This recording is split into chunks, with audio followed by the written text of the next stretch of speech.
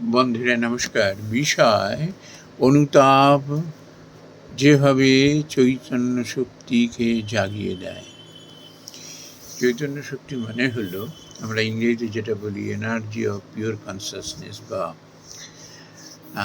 Divine living force যাকে আমরা বলি। তো বন্ধুরা, এটি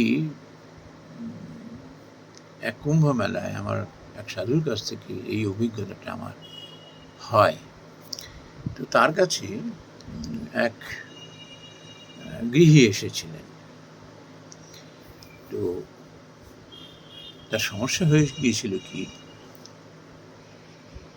সে একটা জীবনে একটা ভুল করে বসেছিল।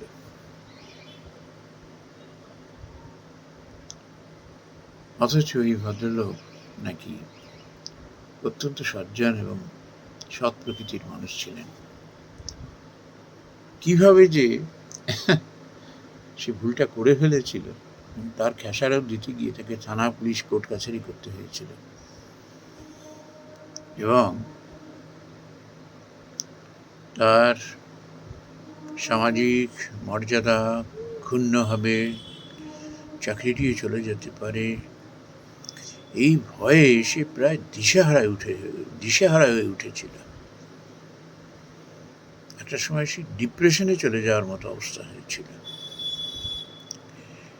তো যাই হোক, সাধু তাকে পরামর্শ দিয়েছিলেন যে এরকমভাবে যে দেখো, আমরা তো এই মহামায়ার জগতে বাস করি, সত্য, রজতম এই 3 গুণ।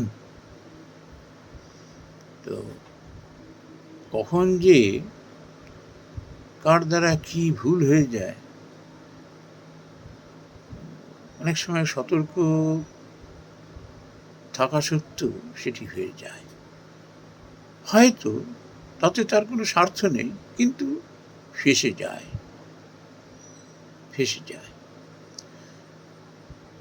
তখন তিনি এরম বলেছেন, শাস্ত্রে তো এরমও বলেছে, এই মহামায়ার মায়ায় না বহু বিবেকী মানুষও বিবেক শূন্যের মতো কাজ করে ফেলে, মূঢ়ের মতো কাজ করে ফেলে। যাই হোক, এটা অন্য বিষয়। তো সেই সাধু তাকে পরামর্শ দিয়েছিলেন যে ভগবানের কাছে তুমি প্রার্থনা করো, তার আশ্রয় নাও। সাধুর সেই উপদেশ শিরোধার্য করে তিনি ভগবানের আশ্রয় নেওয়ার চেষ্টা করেছিলেন। প্রথমে তিনি ভগবানের কাছে প্রার্থনা করতেন যে হে ঈশ্বর, প্রভু, আমাকে তুমি এই সংকট মুক্ত করে দাও। আমার সামাজিক মান সম্মান চলে যাবে, আমার চাকরিটি হারাতে হতে পারে, আমার পরিবারের লোকজনের মান সম্মান চলে যাবে, আমাকে তুমি একটিবার সুযোগ দাও, আমাকে, তুমি আমাকে এই সংকট থেকে মুক্ত করো। ভগবান কাছে প্রার্থনা করতে করতে এরপর ভগবানের উপরে বিশ্বাস জন্মাতে শুরু করল। বিশ্বাসের সঙ্গে সঙ্গে ভগবানের প্রতি প্রেম, ভালোবাসা। এখন এটি কিভাবে যে ভক্ত আর ভগবানের মধ্যে এটি হতে থাকে, এটা একমাত্র এমন মানুষই সেটা অনুভব করেন। শুধু ঘটনার ব্যক্ত করেন, সেই ঘটনা যেমন আমি ব্যক্ত করছি এই ঘটনাটি। তো ঘটনার মাধ্যমে আমরা অনেকটা অনুভব করবার চেষ্টা করি, উপলব্ধি করবার চেষ্টা করি। এরপর কি হয়েছিল, ভগবানের প্রতি বিশ্বাস, ভালোবাসা জনিত কারণে এবার কিন্তু তার সংকটের কথাই সে ভুলে গেল। সে এবার আর তার জীবনের সংকট নিয়ে চিন্তিত নয়। তার সামাজিক মর্যাদা চলে যাবে, চাকরিটি চলে যাবে, পরিবারের মান সম্মান চলে যাবে, এসব নিয়ে সে আর এতটুকু ভীত নয়। সে এবার অনুতাপে দগ্ধ হচ্ছে, চোখের জলে বুক ভেসে যাচ্ছে।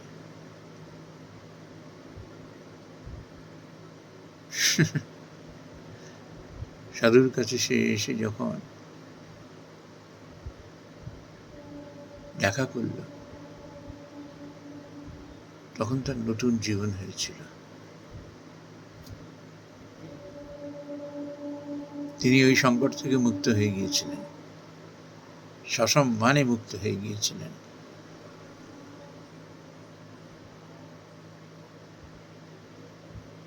এবং সাধুকে যখন সব কিছু ব্যক্ত করলেন,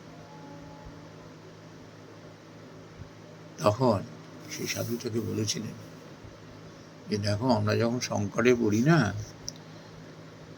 তখন ভগবানের আশ্রয় নিই সংকট মুক্ত হতে।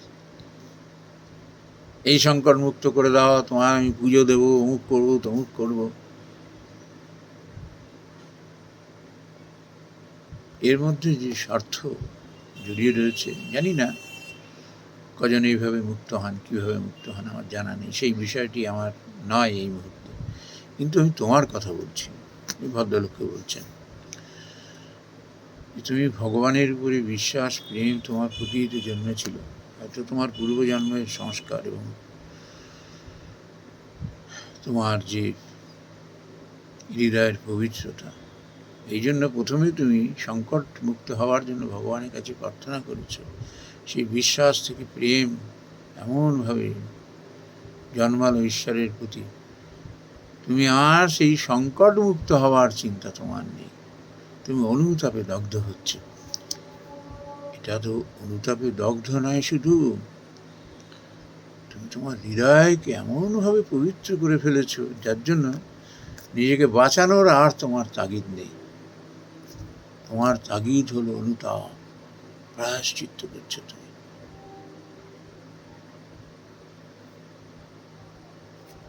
এই সংকট থেকে তুমি নতুন জীবন পেয়েছো, তোমার মধ্যে আত্মজিজ্ঞাসা জেগে উঠেছে।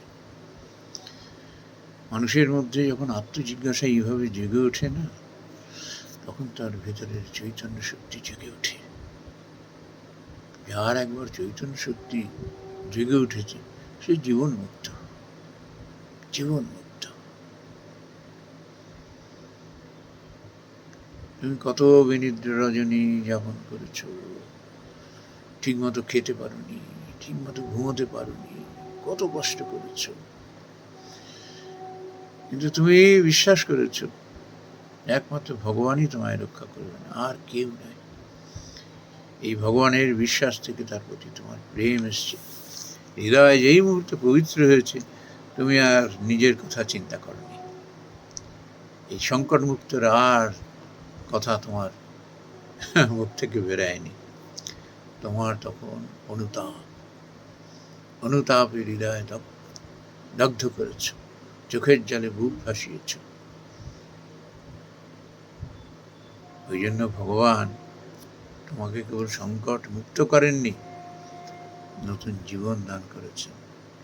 তোমার ভেতরের যে চৈতন্য শক্তি, পিওর কনসাসনেস, এটি তোমার মধ্যে জেগে উঠেছে। তুমি ধন্য। নমস্কার।